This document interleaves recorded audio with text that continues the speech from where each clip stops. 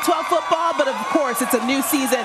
This is a new conference. The Sooners' first SEC opponent is in town. It's Tennessee.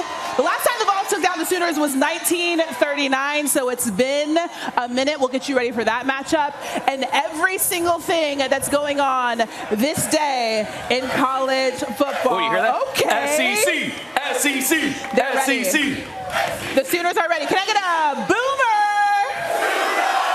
That's right. We got Stanford Steve here, Harry Lyles Jr. I'm Christine Williamson.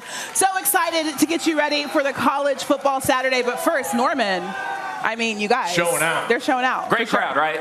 Yeah. Give yourselves a round of applause. It's going to be a good one. Okay, so this is the fifth meeting between these two teams. Tennessee has only won once. I mentioned it. It was 1939 in the Orange Bowl. The most recent issue for the Vols is they can't beat top 15 teams. Correct. Lyles, obviously, this is their first matchup in the SEC. Yes. Why is it so hard to win in this conference? Look, I know we all laugh about it just means more. It genuinely means more. College football is a part of the fabric of society in the Southeastern Conference, and a lot of people have asked, well, how is Texas, how is Oklahoma going to fit into that? You look at this crowd out here, you guys fit right in, don't you? They fit right in. Okay, so one thing that we know about Brent Venables, I'm a Clemson gal, love him. Big defensive guy, right? Obviously, that's been one of the biggest things to change here in Norman. What have you liked about what Venables has done so far? I mean, recruiting, he's got playmakers at every level. When you look at what he's got, Dominic in the transfer portal up front, obviously Danny Stutzman, everybody's favorite, is the quarterback in the middle. And then Billy Bowman's an ultimate game changer in the secondary, quarterback of the secondary, getting everybody on the same page. They need those guys. They're stars to play great today. With this atmosphere, the way the crowd's going to be, how Venables has turned this, and Oklahoma's been offense, right? Forever. Now they pride themselves on defense. They need that defense. With the injuries on the offensive line they've had so far this year, they need that defense to be prompt tonight. I mean, he says that Oklahoma's been offense, but the Big 12 historically has always been offense. So what have you liked about what Venables has been able to do? Again, it goes back to what Steve was saying, that transition and being able to play really good defense. I think that's going to help them transition into the SEC. It's almost like an opposite Lincoln Riley, though I think Brent Venables is going to be able to meet that. Don't say his name. I know it. Don't say it. Brent Venables is going to make that balance even better, and I think they're going to have a lot of success in this conference because of it. So as we know, you said they're going to have a lot of success in this conference. This is their first matchup in the SEC. Steve, how do you feel like this team fits in this conference? Oh, it's great. When you talk about the history of the program, national championships, fan base, there are some deep roots here. I mean, look at Coach Venables going back to the national championships. Right. You know, you saw the feature on Heupel floating around from 2000 on game day. You know, the defense coordinator is Venables. Old Mark Mangino's the offensive coordinator. Coach Stoops was the head coach, obviously. The roots here and the passion, you can't underestimate what that means. And then to get Tennessee as your first SEC game, you know, everybody talks about how hard their schedule is later on. They don't care about that. They got a home game in the SEC tonight against Tennessee. There's a little history there. There's plenty of play for. And from the pride standpoint that Oklahoma hosts, they've had this one circled because they know what it means to be in the jump starting in the SEC. I saw a sign out there that said, I thought this was Texas. We've been talking so much about the fact that Texas is one of the top teams in the SEC. So how do you feel like Oklahoma will fit in the SEC conference? To me, when we talk about the two newcomers in Texas and Oklahoma, one of those teams won 6 out of the last 9 Big 12 championships. I think it was you guys, right? Yeah. So to me, Oklahoma's coming in much more consistent. Obviously, Texas is up and on the rise. Yeah. But when we are talking over the span of years, Oklahoma has been the more consistent team.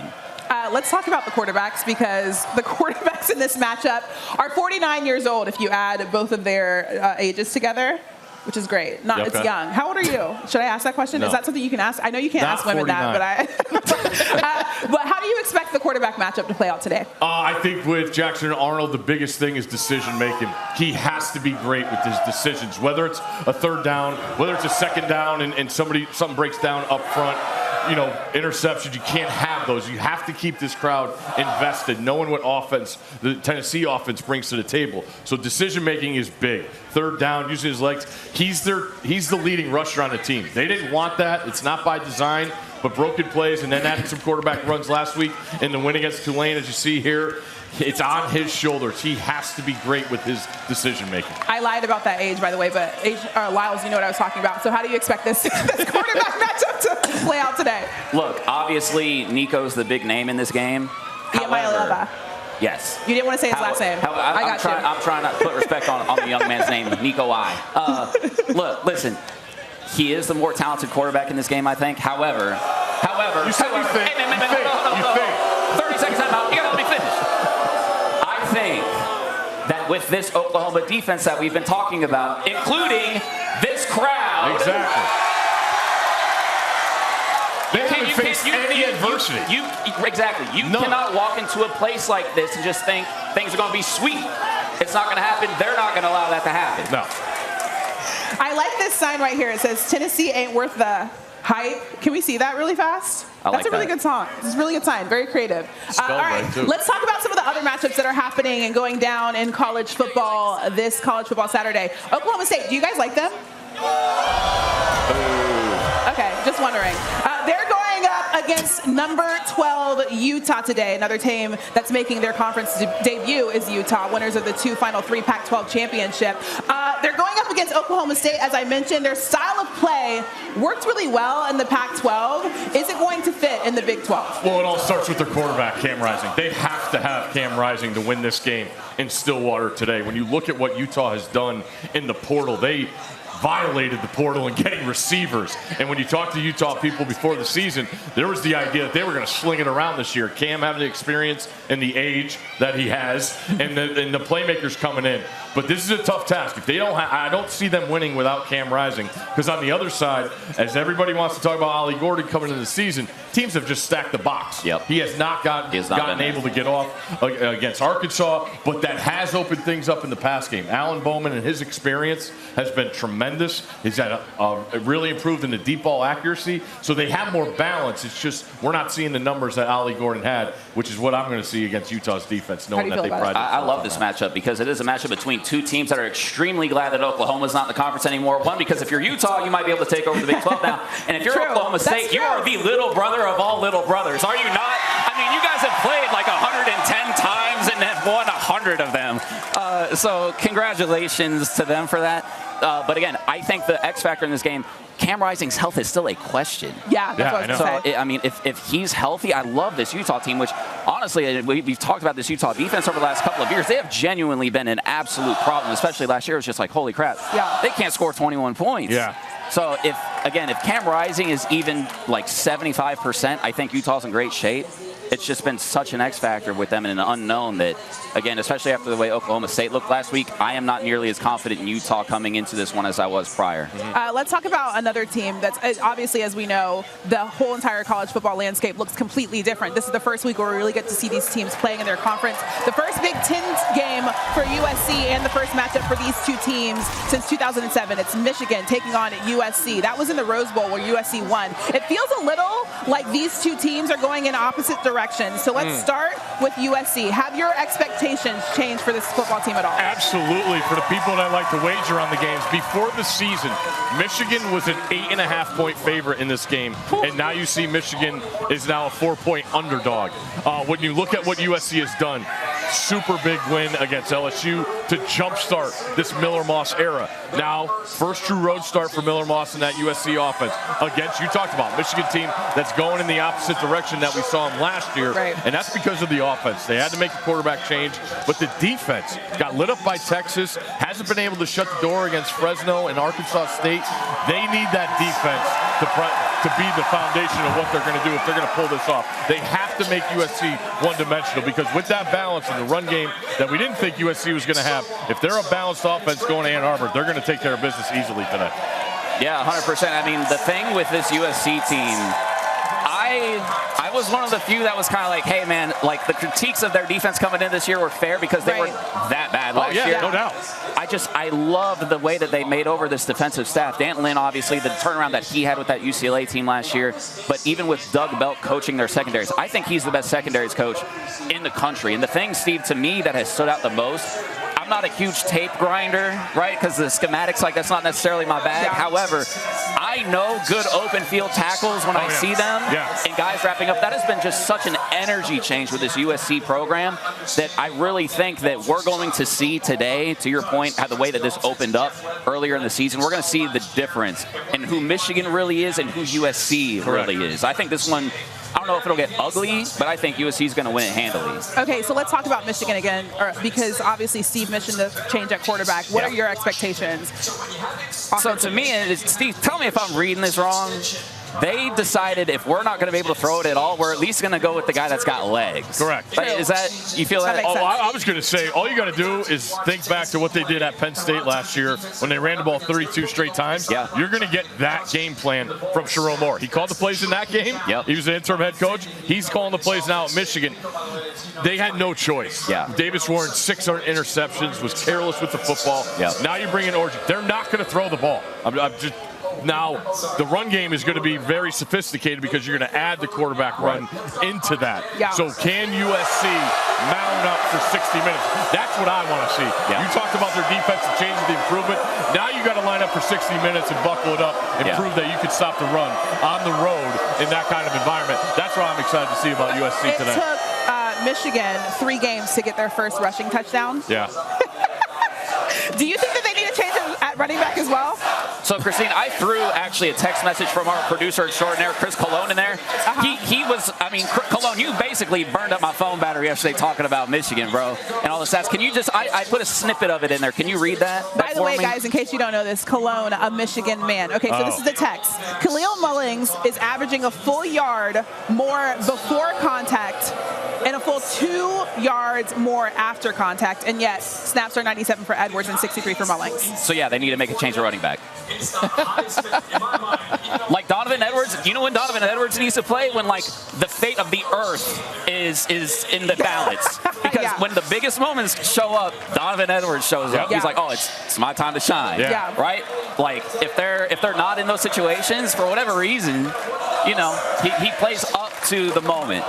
And if the moment's just not, like, that's just how it's been. Well, this is as big a moment as there is, though, because their season's going down the tubes if they don't win today. Again, fate of the earth, though, has to be on the line. Got it. You know what I mean? Like, let's But didn't be we real. kind of, I mean, we expected a drop-off for Michigan a little bit. Yeah. We expected this to be a rebuilding year, but did we expect it to look like it currently looks? No, because I thought they were going to be able to rely on that defense. You talk about Will Johnson, top 5 pick in the draft. You got Graham up front. You got Grant up front. You got the transfer Barham from Maryland, who's an All-American linebacker. I thought they were going to be able to rely on their defense to keep them in the game. And they're just on the field the whole first half against Texas, and they got worn down.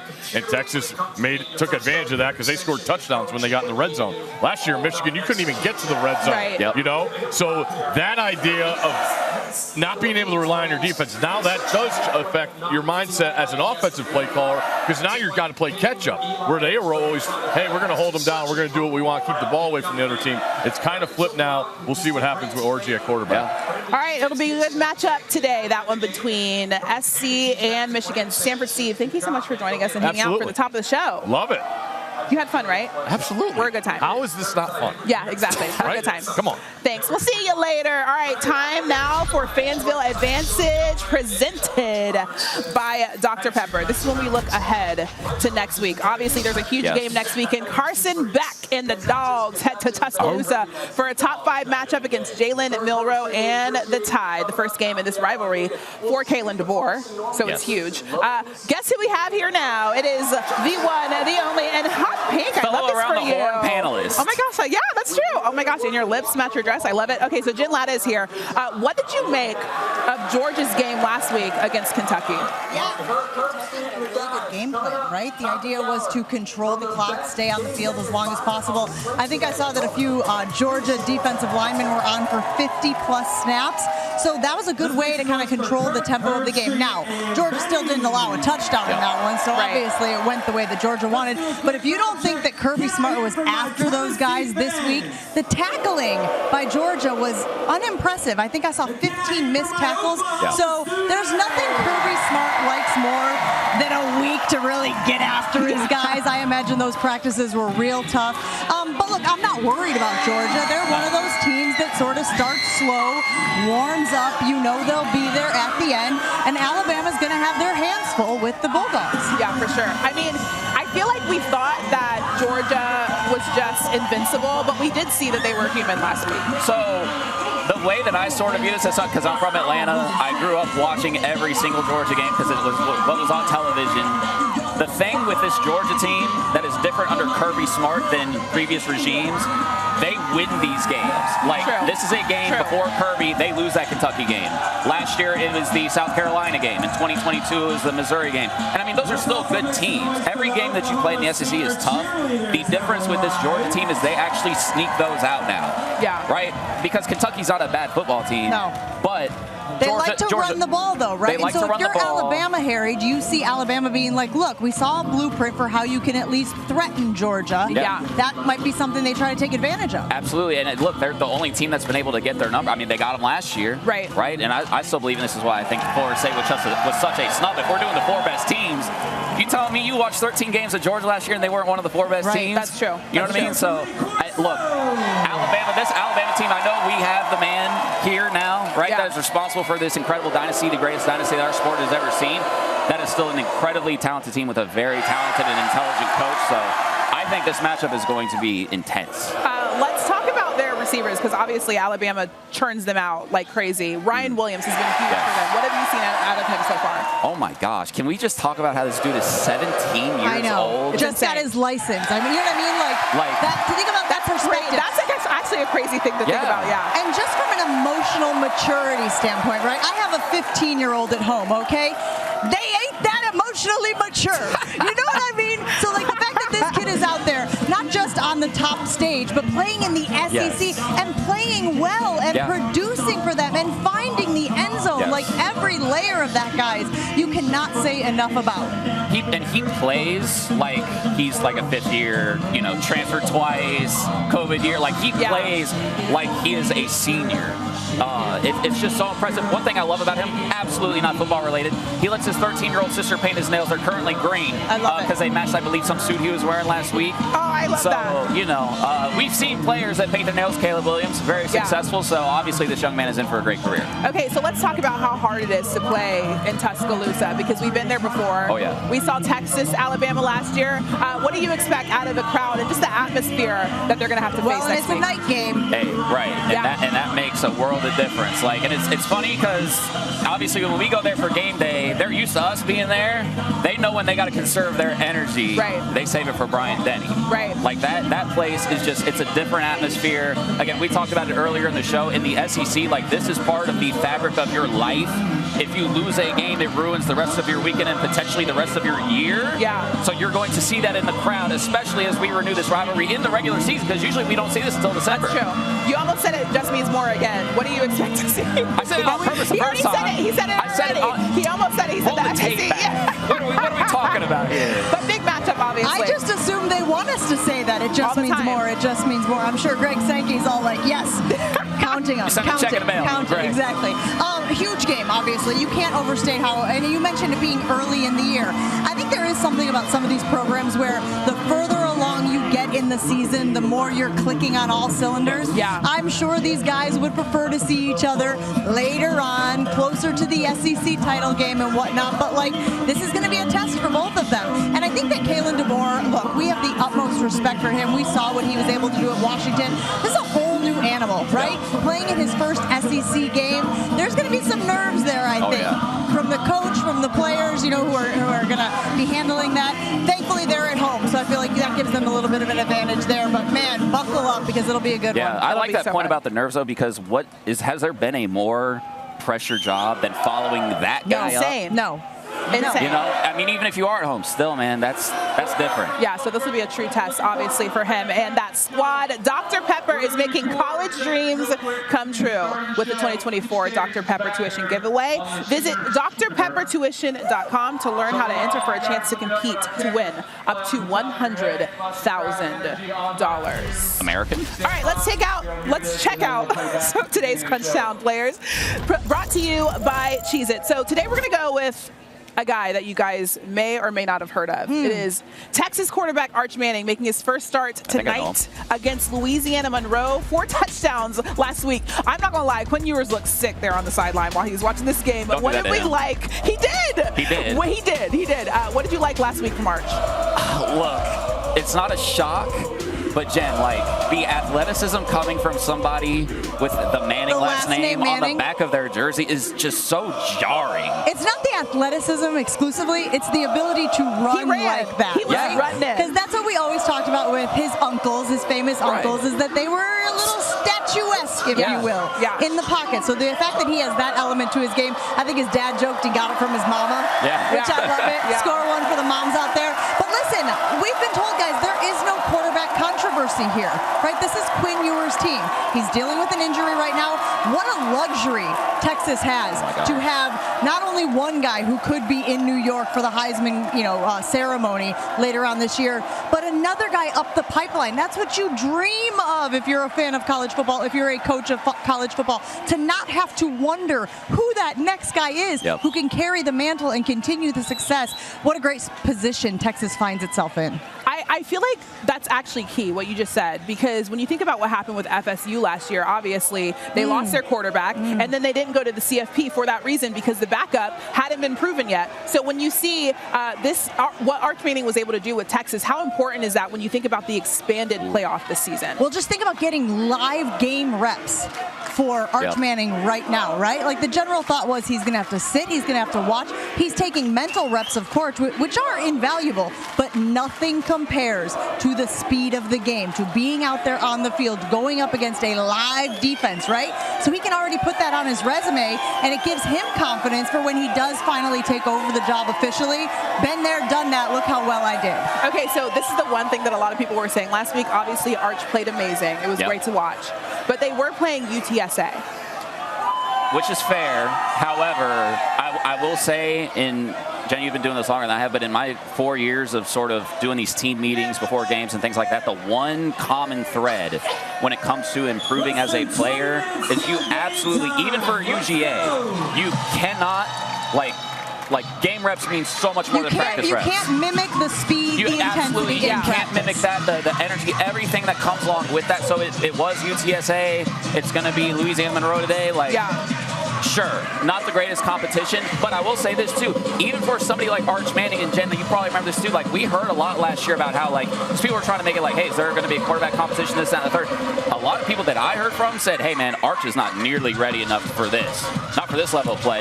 And so now as we get into the SEC, and you do see, okay, like when he does get in front of whoever it is, like he should look like that. Right. So that is a very promising sign in my opinion. So do you think that, when Quinn has a rough game, Texas fans are going to be calling for Arch to come out there? Texas fans will be calling for it if they don't believe their head coach, who continues to say, this is Quinn's team. Again, play the long game, Texas fans, right? Recognize that nobody else is in this position right now, where the guy who will likely take over is getting game reps, regardless of the opposition, right? And that, I just don't think that you can overstate how valuable it is for Texas, which is in a great position. Sark has done amazing things there. I just think, don't create controversy where there isn't controversy, right? Like, ride the wave, Texas fans. Y'all don't need to create chaos. It might not get better than this. Right? Exactly, that's very true. Do y'all have any of those friends, by the way, who just, create drama? Oh, for sure. No, you don't do that, Texas. We won't name you, though. Cut them out. Well, Jen, thanks for joining us. Thank you for having me. You look amazing. This crowd is going to be fantastic. So good, right? I've already seen some Ben signs out there. All of a sudden, Ben is more famous than all of us. It's incredible. It's amazing. So have a great day, guys. Well, enjoy the day. Have a great show. Appreciate you. Can't wait to watch you. Stay cool. It's going to get warm. Yeah, it is. It feels good right now, though. All right, let's talk about some other games that are happening on this college football Saturday, starting with NC State taking on Clemson, who's number 21, by the way. Oh boy, Christine, this is a doozy of the game. Grayson McCall not healthy. CJ Bailey's going to be starting for NC State, but Clemson, you got your ran by Georgia, but then you ran App State 66-20. What team are you? We are going to find that out today. I think it's obviously going to be somewhere in the middle, though. I think this one can end up being tight still. Okay. I still have questions about Clemson. I mean, we have a lot of questions about the ACC. Their defense is not what it was. What'd you say? Sorry. Their defense is not what it used to be. Exactly, because Brent Venables is in Oklahoma and not in Clemson. All right, the Bruins looking to bounce back after last week. A tough task ahead on the road at LSU. Oh, certainly a tough task. Look, if you would have told me UCLA was going to the Big Ten and then lose that first game against Indiana, 42-13, I would have said you're crazy. I don't think that this week is going to be much better for them. That's rough. That's rough. All right, another team out west, Cal, will be headed to Florida State, which, I mean, Florida State. Okay, Florida State, look at the bags on their head there. Right, you know and you mentioned Cal going to Florida State, and I understand that is a long trip. However, California just did this. They went out to Auburn, Alabama, and beat them 21-14. They're doing that this week against a Florida State team that Christine Williamson, you will be shocked, through 3 games, has not shown us that they are good at doing anything. So until they show me that, I am going to go with Cal Golden Bears here. It's been absolutely unfortunate what we've seen happen. You don't hate it. State. Clemson, I don't hate Miami, it. I'm just saying, you know what I mean? I'm just saying it has been very unfortunate to watch FSU turn into the team that they have been this year. Okay, so the Seacoast Committee game of the week, Florida favored on the road against the Mississippi State Bulldogs. The Dan Mullen Bowl. You know, I really hope Florida just shows us something here for Reva. We love you, Reva. Look, that Florida defense has to be better today. Yeah. My goodness gracious, they were atrocious last week. I think they'll show us something, but Mississippi State coming off of a 24-point loss to Toledo. I don't know that there is a matchup. We will see a matchup this year that both teams in the same game need it so desperately than this one. Florida needs it mostly for their head coach. And I think they will get it. You think Florida will get this one? I think Florida's going to get this one, yes. They're too talented. I know things have not been going well for them. I still believe in that coaching staff. Billy Napier ran into this job when one of your biggest rivals, I don't know I think they say Florida State's their biggest rival, but Georgia lost 2 games the last 3 years, which is pretty unprecedented. We've only seen Alabama do that as well. Right. And then last year, obviously, Florida State going undefeated now, them being 0-3 and stinking up the joint has helped them this year. But it's just been a series of just, it seems like a lot of small things going wrong there. Yeah. Obviously, we've heard the rumors that they've already pulled the money together for the buyout, and now it feels like just a matter of time, whether that is after this Saturday or perhaps next, who knows. It's just, I still think Billy Napier and the staff, they're good coaches. Yeah. This one just didn't work out. How appealing is that job at Florida? Right now, I wouldn't touch it. Yeah. But and this is obviously the message board hope, the Florida fans' hope. I think the one person that could fix this and fix it quick is Lane Kiffin. That's very true, and he would bring some excitement to that program a little bit. Yeah. I feel like they're defeated over there in Gainesville. I don't know why they're singing Country Roads because we're in Oklahoma, but that's a little weird. All right, let's talk about one more matchup that we have going down today. Yes. Georgia Tech taking on Louisville. That is at 3:30 p.m. today on ESPN2, and we're going to talk about that matchup in a little bit, but this is a big one for that guy, Harry Douglas, a.k.a. HD, a.k.a. 83, 85 here. Louisville adding his jersey to their Ring of Honor. Boy. He's going to join, obviously, the best to ever do it for Louisville. HD had just under 3,000 yards and 15 touchdowns in his career for Louisville, and we couldn't be happier for him because he's an absolute bucket. There we go. Lyles, I mean, that's your guy. You guys hear me squeezing into this jersey? 83. Well, we call him 83 because that was his number with the Falcons. I love you, boy. I can't believe you just got into that. I sure did. I mean, you guys heard him. That was the toughest thing I've done all week, and I slid down a muddy hill. Oh, my gosh. It's because Lyles has been working out. His arms are a little bit bigger this is an XL. than usual. You also, I mean, it's fine. You look great. Is my tie still huge? Yeah, this looks like a fit. Anyway, so am I supposed to give you game analysis right now? No, we're talking about HD. We're talking about HD? Yeah. Look, as a player, obviously, very complete, great receiver. But I got to tell you, man, as a person, he's a better person than he was a player. And he's a damn good player, obviously, as he's getting his number put in the Ring of Honor at the University of Louisville. Just the things that he did for that university and continues to do, it is the type of person that you want involved at your university. Like, one of the things about college athletics and what makes it so great is the personal connection that you have with it. Right. And I think HD has done a very good job of sort of embodying that and embracing Louisville. And in return, obviously, they've embraced him back, which is why he's getting this honor today. Yeah, for sure. Huge honor for him. We're very happy for him. He's obviously one of the best people that we know, and he got to talk about being inducted. Take a listen. What's up, everybody? Harry Douglas checking in from the University of Louisville, and today it is going down because I get to be honored and my jersey's going up around this stadium. It's going to be a surreal moment and something that I dreamed about growing up as a kid, but now that dream gets to become a reality, and I can't wait for the moment. I might be a bit emotional, but on this field, we also going to have Georgia Tech coming in here playing number 19, University of Louisville. And looking at this game, and I'll start with Louisville's offense, their quarterback, Tyler Shuck, he's done a tremendous job of, number one, standing in the pocket, even if pressure's coming there, throwing the football down the field, creating those explosive plays. Isaac Brown at the running back position, he's done a phenomenal job as well defensively for Louisville. You have Ashton Lada and also Quincy Riley, the two guys that stand out. It's going to have to be a big day for them because when you look at Georgia Tech and all the things that they pose to an opposing team's defense, you look at shifts, misdirection, quarterback run, motions. You have to make sure you read your keys, stay put, read and react, get downhill, make plays. It's going to be a good one, but I got the Louisville Cards by 7. Not at all surprised that he chose Louisville because obviously, why would you choose anybody else? But I also just love that we were talking about HD because it's like, hey, how do you feel about this honor? He's like, I love this. I've wanted this since I was a child. Anyways, let's talk about this matchup real quick. Hey. He's just he can't stop working. He's hard worker.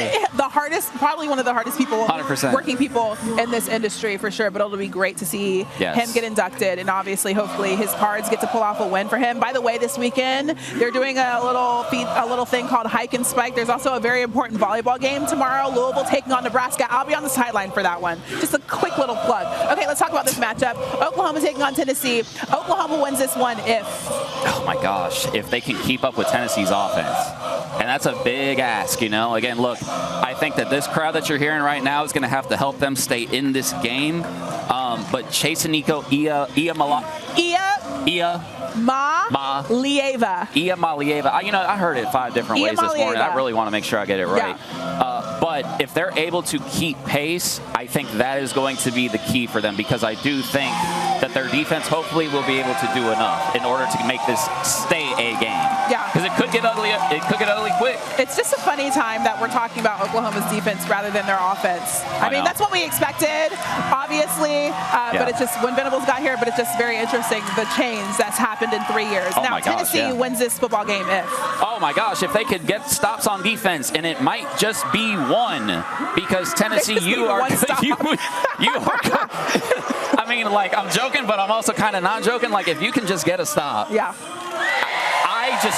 Look, man, when we watch Nico play, he is genuinely, like, we use freak a lot for, like, defensive ends and pass rushers and guys like that. Like, watching this guy sling the football, like, he throws like Joe Milton, but with, like, accuracy. Right? Like, he's got the physique. He's got all of the tools. He's got the mobility. That's why so often when we talk about this Tennessee team, in my eyes, they look like 2022, except with a better quarterback, and they play better defense. And if that is going to be the case, this Tennessee team could make a deep, deep run. That's a large shoes to fill there. It is. Okay, let's get some picks. Oklahoma, Tennessee. Who you got? Tennessee. I'm going Tennessee. Okay. 100%. What's his name? Malieva.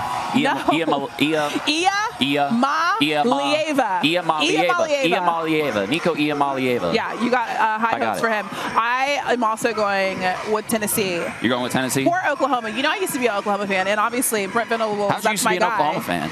Because I covered the Big 12, and they ran the Big 12. So when I got to ESPN, I was like, oh, I roll with Oklahoma. All right, well. I feel like you want to do something? I mean, look, if I'm wearing 85, our boy's not here today. It's only appropriate in his honor. If I got his jersey on, he's not here. You know what's something he would do, Christine? What would he do? He would go jump out in that crowd. Okay. I'm going to go jump out in that crowd. Oh, gosh, I'm nervous. I don't know if y'all saw Harry. I'm coming. This week. Let's go. He's rolled in mud this week already. Let's go. And now he's crowd surfing. Send me back. They don't know how to crowd surf. It's totally Let's go, baby. Oh, my God. HD, we miss you. Congratulations for everything that you have done. Let's go. At Louisville and beyond. I think I just kicked somebody in the head, Christine. See you next week. You did. I'm not surprised. Oh, my gosh. This is great.